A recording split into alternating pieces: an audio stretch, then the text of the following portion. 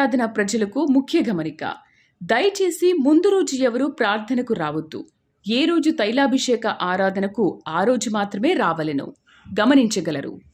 ప్రార్థనా శక్తి తైలాభిషేక ఆరాధన జనవరి 17 విజయవాడ బుధవారం. మొదటి ఆరాధన ఉదయం 7 గంటల నుండి 10 గంటల వరకు. రెండవ ఆరాధన ఉదయం 10 గంటల నుండి 1 గంట వరకు. Mary Stella auditorium, పంటకాలువ road, NTR circle, Vijayawada. Ongole పరిసర ప్రాంత ప్రజలకు శుభవార్త. ప్రార్థనా శక్తి తైలాభిషేక ఆరాధన జనవరి 18 ఒంగోలు గురువారం ఉదయం 10 గంటల నుండి. స్థలం A1 convention hall, old Guntur road, Ongole. Kadapa పరిసర ప్రాంత ప్రజలకు శుభవార్త. ప్రార్థనా శక్తి తైలాభిషేక ఆరాధన జనవరి 19 కడప శుక్రవారం. సమయం ఉదయం 10 గంటల నుండి. స్థలం మాధవి కన్వెన్షన్ హాల్, రాయచూరు వెళ్లే రోడ్, ఆర్టీఓ ఆఫీస్ ఎదురుగా, కడప. మాచర్ల పరిసర ప్రాంత ప్రజలకు శుభవార్త. ప్రార్థనా శక్తి తైలాభిషేక ఆరాధన జనవరి 20 శనివారం మాచర్ల. సమయం ఉదయం 10 గంటల నుండి. స్థలం వ్యవసాయ market committee, Guntur road, Macherla. ప్రార్థనా శక్తి తైలాభిషేక ఆరాధన జనవరి 23 మంగళవారం కర్నూలు. సమయం ఉదయం 10 గంటల నుండి. స్థలం SS gardens, Saint Joseph junior college దగ్గర, నందికొట్కూరు రోడ్, కర్నూలు. ప్రార్థనా శక్తి తైలాభిషేక ఆరాధన జనవరి 25 గురువారం గుంటూరు. సమయం ఉదయం 10 గంటల నుండి. స్థలం మెట్టు చిన్నమల్లారెడ్డి గారి పొలంలో, మించియాడ్ దగ్గర, నల్లపాడు రోడ్, గుంటూరు. ప్రార్థనా శక్తి తైలాభిషేక ఆరాధన జనవరి 26 శుక్రవారం ఖమ్మం. సమయం ఉదయం 10 గంటల నుండి. స్థలం SR గార్డెన్స్, ఈనాడు ఆఫీస్, వైరా రోడ్, వెలుగుమట్ల, ఖమ్మం. భీమవరం పరిసర ప్రాంత ప్రజలకు శుభవార్త. ప్రార్థనా శక్తి తైలాభిషేక ఆరాధన జనవరి 27 శనివారం భీమవరం. సమయం ఉదయం 10 గంటల నుండి. స్థలం Nirmaladevi function hall, Juvvalapalem road, Peddamiram, Bhimavaram. Yesayya నామములో మీకు వందనాలు తెలియపరుస్తా ఉన్నా. ఈ దినం కొరకు దేవుడు సిద్ధపరిచిన వాగ్దానాన్ని మనం స్వాధీనపరచుకుందాం. పరిశుద్ధ గ్రంథంలో నుండి హెబ్రీయులు రాసిన పత్రిక 10వ అధ్యాయము 35వ వచనం ద్వారా ప్రభు మిమ్మల్ని దర్శిస్తూ ఉన్నారు. హెబ్రీయులు రాసిన పత్రిక 10వ అధ్యాయము 35వ వచనం. కాబట్టి మీ ధైర్యమును విడిచిపెట్టుకుడి, దానికి ప్రతిఫలముగా గొప్ప బహుమానము కలుగును. ధైర్యమును విడిచిపెట్టుకుడి, దానికి ప్రతిఫలముగా గొప్ప బహుమానము దేవుడు మీకు అనుగ్రహిస్తాడు. పరిశుద్ధాత్ముడు మీతో మాట్లాడుతున్నాడు. ఈ ప్రార్థనా శక్తిని ఇక టీవీ పరిచర్య ద్వారా దేవుడు మీ కుటుంబాన్ని దర్శిస్తున్నాడు. నువ్వు ధైర్యం కోల్పోతున్నావేమో. నేను చాలా పోరాడాను, ఇంక నా వల్ల కాదు, ఇంక నేను ఓటమి పాలైపోతున్నాను అనేది నీకు వచ్చేసింది కనుక, నా వల్ల కాదు ఈ మనుషుల్ని రక్షించటం, ఈ బిడ్డను మార్చటం, ఈ కుటుంబ స్థితిగతులు మార్చటం నా వల్ల కాదని చేతులు ఎత్తేసే స్థితికి వచ్చేసావు కనుక దేవుడు నీతో మాట్లాడుతున్నాడు. నీవు ధైర్యమును విడిచిపెట్టకు. నువ్వు ధైర్యముగా నిలబడు. పరిశుద్ధాత్మేందలి గొప్ప బలముతో నిలబడు. ఎందుకంటే ఇంతకాలం ఏ ధైర్యంతో నడిపించుకొచ్చావో, ఈ చివరి సమయంలో కొంచెం ఓపిక పట్టేవంటే గొప్ప బహుమానాన్ని నువ్వు చూడబోతున్నావు.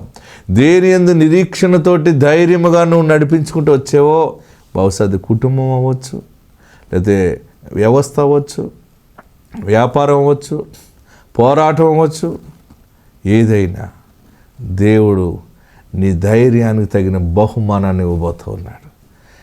అంటే ఇట్స్ గాడ్స్ గిఫ్ట్. అది గొప్ప బహుమానం. అది బహుమానం అంటే మనం ఎక్స్పెక్ట్ చేయలేంది, మనం సర్ప్రైజ్ చేసేది ఆయన మరుగు చేసి మనకి ఇస్తాడు. దాన్ని ఓపెన్ చేసినప్పుడు రహస్య స్థలాలను ధనాన్ని నీకు ఇస్తానన్నాడు. అలాంటి ఆశీర్వాదాన్ని దేవుడు ఇస్తాడు. నీవు నిరీక్షణతోటే ప్రార్థన చేస్తున్నావు. ఎంతకాలం నిరీక్షణ ఉంచాలి పాస్టర్ గారు, ఎంతకాలం నేను ఆశ పెట్టుకోవాలి అనుకుంటున్నాను, కానీ దినదినము కుమిలిపోతున్నాను అనుకుంటున్నావు కదా. ధైర్యమును విడిచిపెట్టకు. ఈరోజు నీతో మాట్లాడాడు అంతే. పరిస్థితులు ఏదైపోయినా సరే నువ్వు బహుధైర్యంగా నిలబడు. గొప్ప బహుమానాన్ని చూడబోతున్నావు. ప్రజలందరూ ఆశ్చర్యపోతారు. నిజంగా ఎంత ధైర్యము, ఎంత విశ్వాసము, ఏ నిరీక్షణతో ఉన్నావో దేవుడు నిన్ను తలగా చేశాడని అందరూ కూడా నీ గురించి కొనియాడుతారు. గొప్ప బహుమానాన్ని పొందుకుంటావు. ఆత్మనికి తోడైండను గాక. God bless you. మరి వాక్యానికి వెళ్దాం. యెషయా గ్రంథం 60వ అధ్యాయము 5వ వచనం చూడండి. యెషయా గ్రంథం 60వ అధ్యాయము 5వ వచనం. నీవు చూచి ప్రకాశింతు, నీ గుండె కొట్టుకొనుచు ఉప్పొంగును, నీ గుండె కొట్టుకొనుచు ఉప్పొంగును, సముద్ర వ్యాపారము నీ వైపు త్రిప్పబడును, జనముల ఐశ్వర్యము నీ యొద్దకు వచ్చును. నాకు ఎంత సంతోషంగా ఉందంటే ఈ సంవత్సరం ఆశీర్వాదం అందరూ డబ్బులు ఎక్కువ చూస్తారు. హల్లెలూయా. ఈ సంవత్సరం చాలా స్పెషల్ ఏంటంటే ఫైనాన్షియల్గా బాగుంటారు, ఆర్థిక పరిస్థితులన్నీ బాగుంటాయి. మీరు కష్టపడండి, బాగుంటాయి. ఇంట్లో టీవీ సీరియల్ ఎట్టి కూర్చోకుండా కష్టపడండి, వెళ్ళండి, ప్రతి రూపాయి నిలబడుతుంది. మనము కష్టపడాలి. ఇంతవరకు నువ్వు కష్టపడ్డావు కానీ ఏది నిలబడలేదు కదా. ఈ సంవత్సరం ఈ రోజు నుండి ప్రార్థనా శక్తి వాగ్దానం ద్వారా నీవు దైవభక్తిని కాపాడుకుంటూ నువ్వు చిన్న పని చేసినా గొప్పగా ఆశీర్వదించబడతావు. ఈరోజు ఆశీర్వాదం ఏంటంటే ఉన్నతమైన వాక్యము. నేను హోటల్లో ప్రార్థనలో ఉన్నాను, దేవుడు ఈ మాట చెప్పమని నాకు బయలుపరిచాడు. ఏంటి ఈ మాట అంటే, నీవు చూచి ప్రకాశింతు, నీ గుండె కొట్టుకొనుచు ఉప్పొంగును, సముద్ర వ్యాపారము నీ వైపు త్రిప్పబడును, జనముల ఐశ్వర్యము నీ యొద్దకు వచ్చును.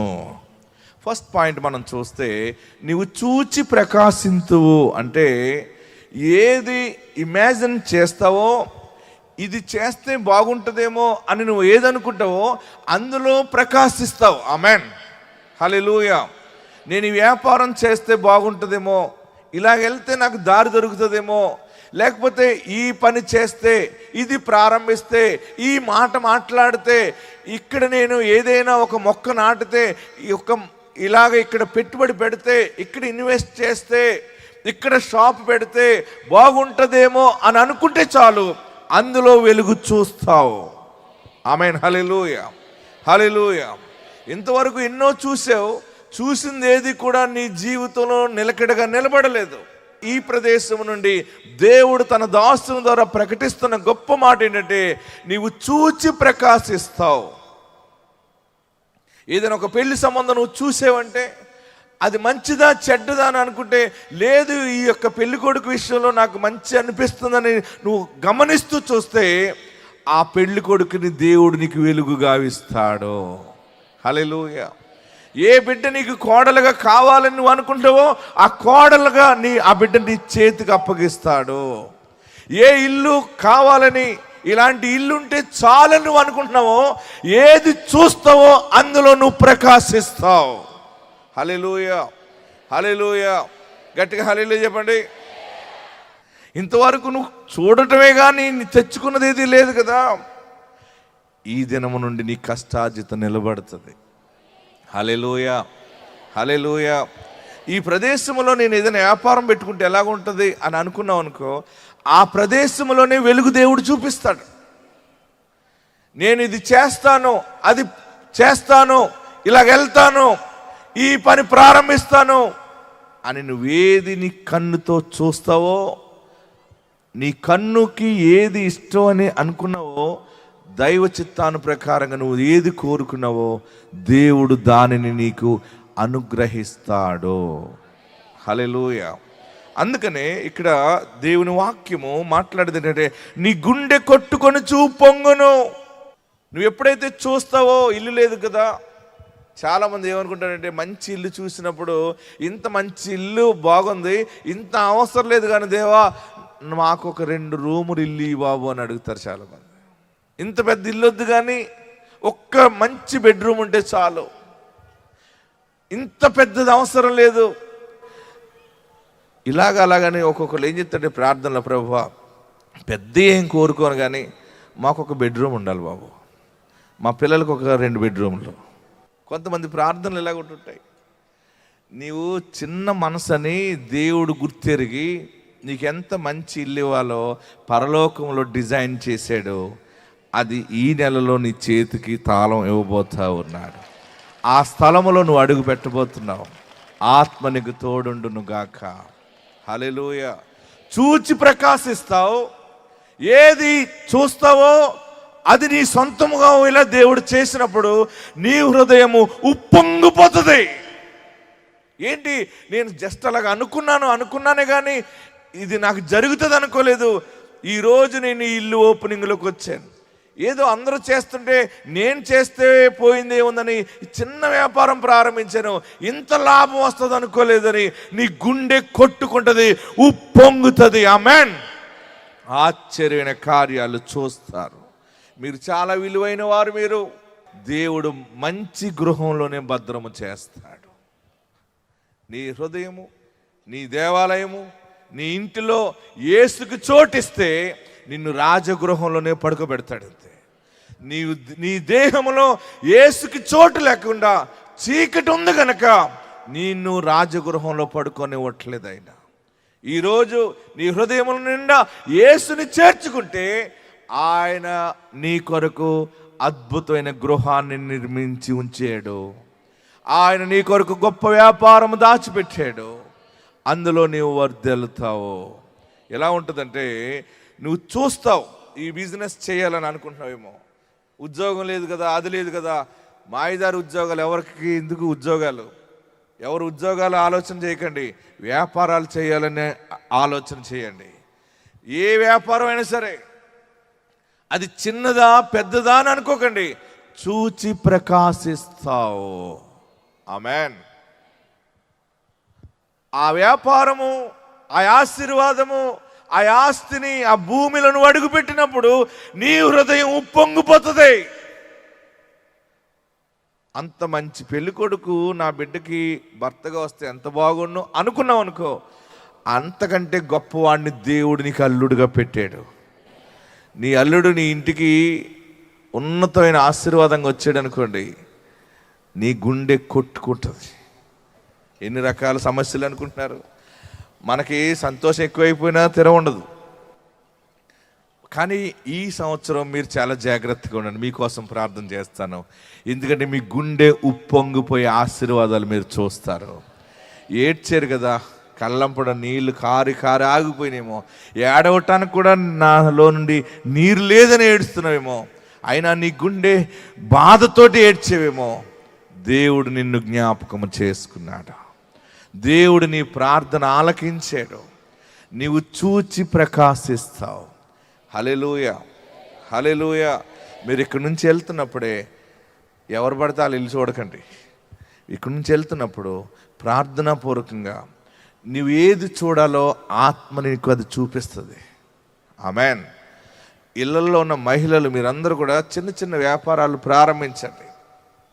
సోదులు మానేయండి, కథలు మానేయండి.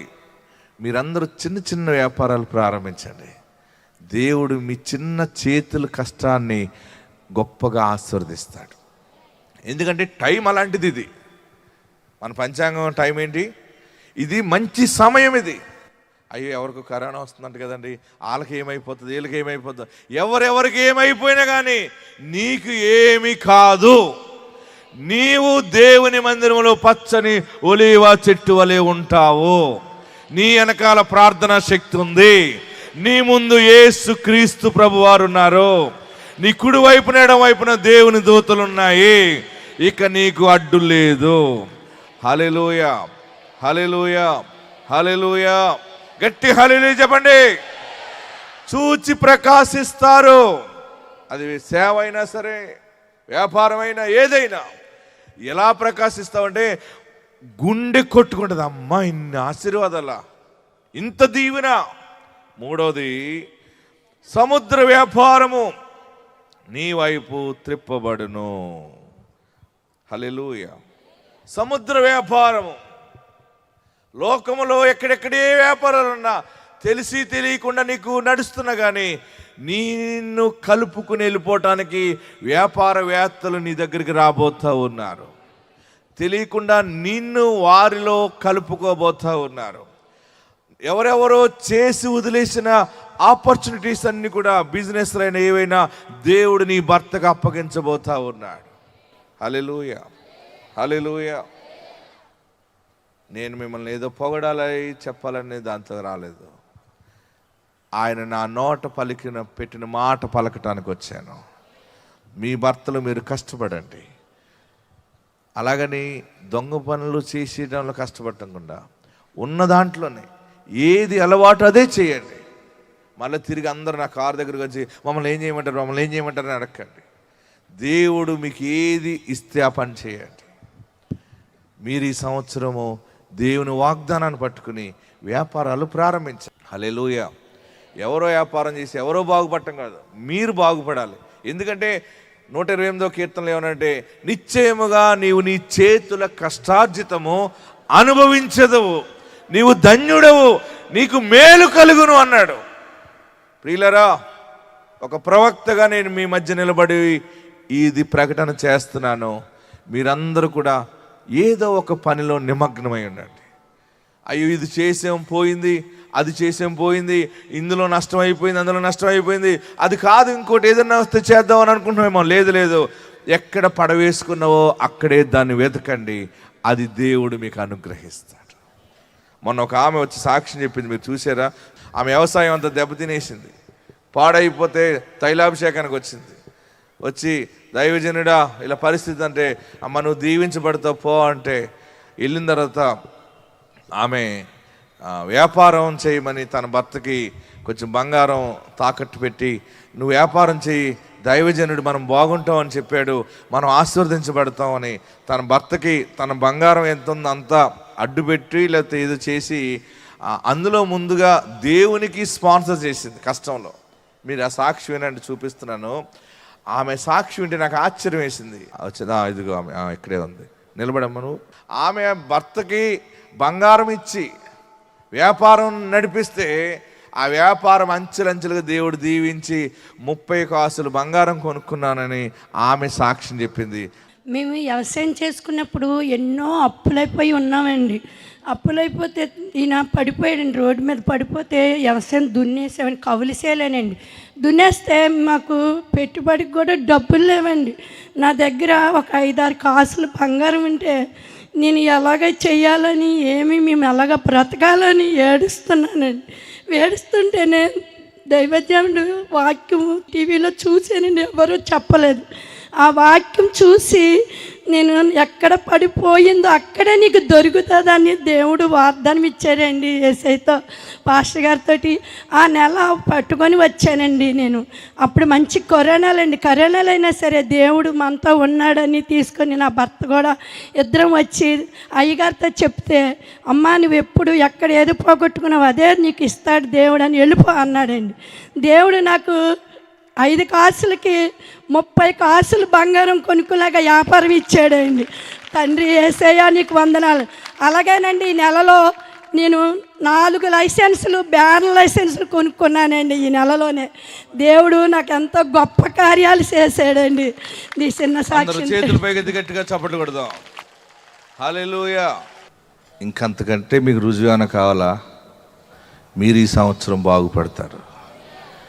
ఈ సంవత్సరం అంటే ఎప్పుడో కాదు, ఇప్పటి నుంచే బాగుపడిపోతారు. ఏడవకండి, బిడ్డ కుటుంబం బాగోలేదని ఏడవకండి. నీ పిల్లలు ఆశీర్వాదంగా ఉన్నట్టు మీరు చూస్తారు. దేవుడు మనల్ని ఆశీర్వదించే కొలది మనము జ్ఞానముగా ఆత్మలో కొనసాగాలి. సముద్ర వ్యాపారం నీ వైపు త్రిప్పబడును. ఆమె ఇప్పుడు కూడా అప్పుడు చెప్పింది, ఇప్పుడు ఆ సాక్షి నేను వేద్దాం అనుకున్నాను, ఆమె ఉన్నదనుకోలేదు. ఆమె గమనించండి, ఎందుకు చెప్తున్నానంటే మీ వ్యాపారము చిన్నదైనా మీరు చిన్నగానే ప్రారంభించండి. మా సంఘంలో, మా సికింద్రాబాద్ మా చర్చి యవనస్తులందరినీ కూడా వ్యాపారాలు చేయండి అని నేను వారిని ప్రోత్సహిస్తూ దీవెన వాగ్దానాలు ఎవరెవరికి వచ్చిన వాళ్ళకి ఇచ్చి పంపించాను. అందులో కుటుంబం అయితే 100 కోట్ల వ్యాపారం చేసేసారు వాళ్ళు. ఎన్ని కోట్లు చేశారు వాళ్ళు? ఎంత పెట్టారు పెట్టుబడి? ఎంత ఉందన్నాను, అన్ని కలిపితే మొత్తం 3-4 లక్షల రూపాయలతో పెట్టారు పెట్టుబడులు. ఆ 4 లక్షల రూపాయలతోటి పెట్టిన పెట్టుబడి అంచెలంచెలుగా నేను మొన్న గుంటూరులో అడిగాను. గుంటూరులో ఏదో సందర్భం వచ్చి ఆ సాక్ష్యం, వారిద్దరు అక్కడ ఉన్నారు, మీరిద్దరిలో పైకి రండి అని చెప్పి ఆ సాక్ష్యాన్ని చెప్తూ వారిని అడిగాను. నేను అనుకుంటున్నాను అంతకుముందు చెప్పింది నాకు 60 కోట్లు టర్న్ ఓవర్ చేసేవన్నది అంది. 60 కోట్లు అని చెప్పబోయి ముందన్నాను ఎందుకైనా మంచిది ఇంకేమైనా పెరిగిపోయిందేమని. మీరే చెప్పండి ఎంతవరకు మీరు వ్యాపారం చేశారు ఇప్పుడు అంటే? 100 కోట్లు టర్న్ ఓవర్ చేసాం పాస్టర్ గారు. దేవుడు మమ్మల్ని ఆశీర్వదించాడు. హల్లెలూయా. ఏమీ లేని వారమే, బీదలమే, మనము దరిద్రమే వచ్చింది, కానీ అందులో నుండి జీవపు ఓట దేవుడు లేవనెత్తబోతా ఉన్నా. సముద్ర వ్యాపారము నీ వైపు త్రిప్పబడును.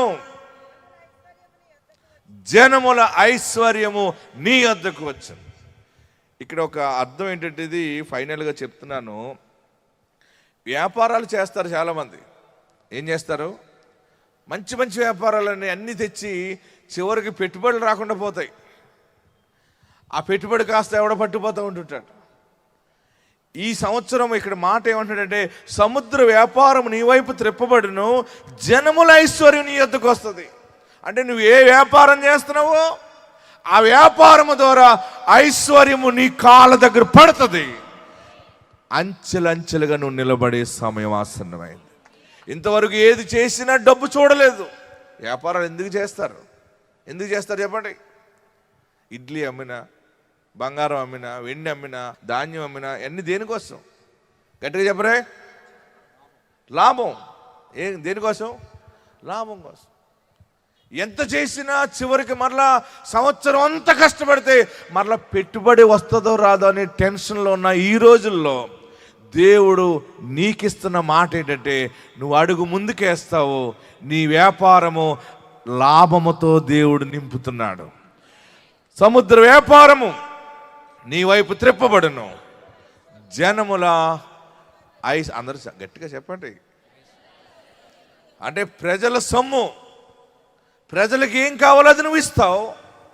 ప్రజలకు కావలసినవి అన్ని పరికరాలు నీ వ్యాపారంలోంచి వెళ్తాయి, వస్తువాహనాలు.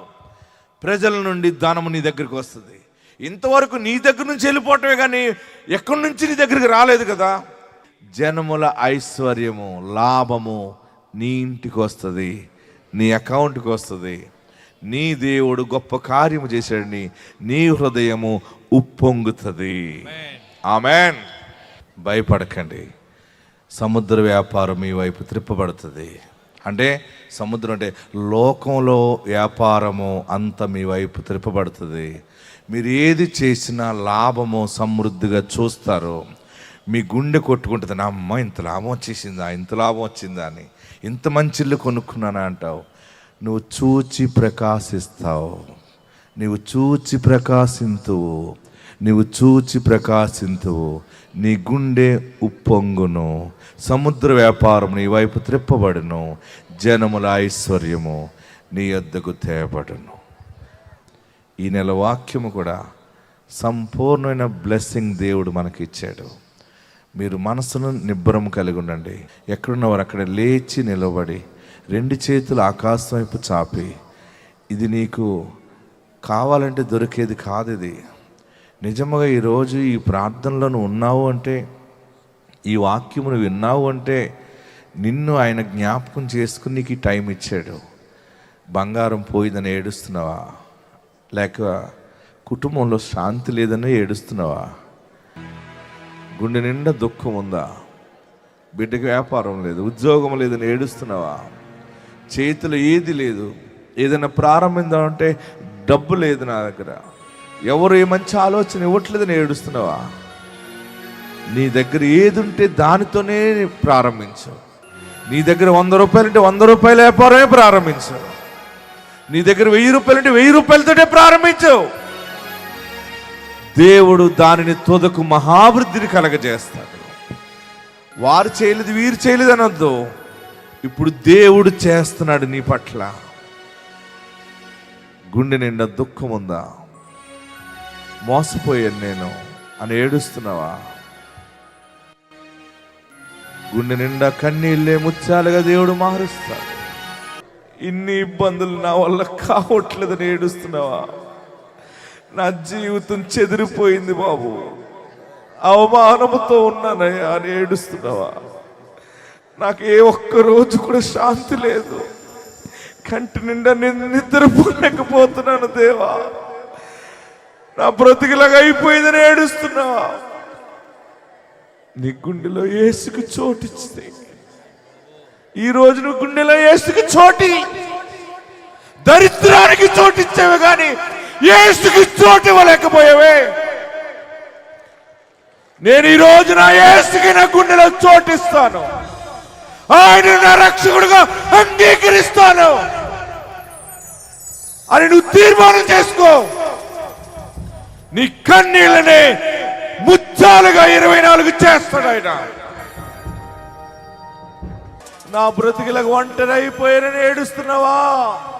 దేవుడు నిన్ను జ్ఞాపకము చేసుకున్నాడు. ఆయన నీ కన్నీళ్లను ముత్యాలుగా మార్చుచున్నాడు. యేసు నాకు రక్షకుడిగా ఉండనడుగు. పరిపూర్ణమైన నీ భక్తి చేస్తాను, నీతోనే నేను ఉంటాను, నన్ను ఆశీర్వదించు దేవాన్ని ప్రార్థన చేయి. ఒక్కసారి అందరూ 2 చేతులు పైకెత్తి, యేసయ్యా నాకు రక్షకుడిగా ఉండవా, నీ బిడ్డగా నన్ను స్వీకరించవా, నీ ప్రేమ నాకు కావాలి బాబు, నీ ప్రేమ నాకు కావాలి, నా పాపాలు క్షమించు, నన్ను పరిశుద్ధపరచు, నన్ను పవిత్రపరచని అందరూ ప్రార్థనలో ఉండండి. హల్లెలూయా, హల్లెలూయా, హల్లెలూయా. మాచర్ల పరిసర ప్రాంత ప్రజలకు శుభవార్త. ప్రార్థనా శక్తి తైలాభిషేక ఆరాధన జనవరి 20 శనివారం మాచర్ల. సమయం ఉదయం 10 గంటల నుండి. స్థలం వ్యవసాయ market committee, Guntur road, Macherla. ప్రార్థనా శక్తి తైలాభిషేక ఆరాధన జనవరి 23 మంగళవారం కర్నూలు. సమయం ఉదయం 10 గంటల నుండి. స్థలం SS gardens, Saint Joseph junior college దగ్గర, నందికొట్కూర్ రోడ్, కర్నూలు.